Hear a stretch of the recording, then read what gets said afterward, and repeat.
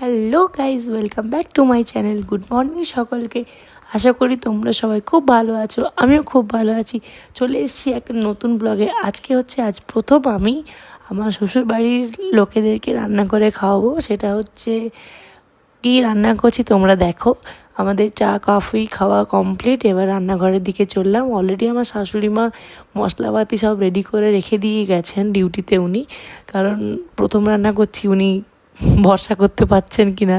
তারপর প্লাস আমি রান্না সেরকম ভালো পারিও না, তো ইউটিউব দেখে দেখে থ্যাঙ্কস টু অতনুর রান্নাঘর, থ্যাংক ইউ দাদা তোমার এই চ্যানেলটি থাকার জন্য আজ আমি এত সুন্দর রান্না করতে পেরেছিলাম। তো চলো তোমরা দেখো আমি কীভাবে রান্না করি।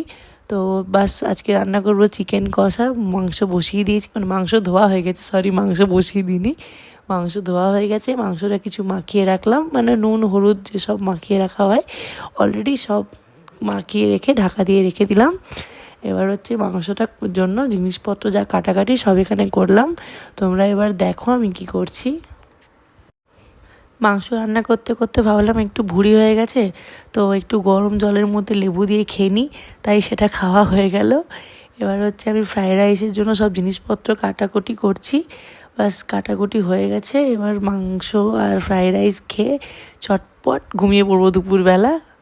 আবার একটুখানি ভুঁড়ি বেড়ে যাবে, কী আর করা যায়। তো চলো তোমাদের সাথে নেক্সট ব্লগে দেখা হচ্ছে। নেক্সট ব্লগে আমি আবার নতুন কী রান্না করি তোমাদের সাথে দেখা হবে। বাই গাইস, সবাই খুব ভালো থেকো।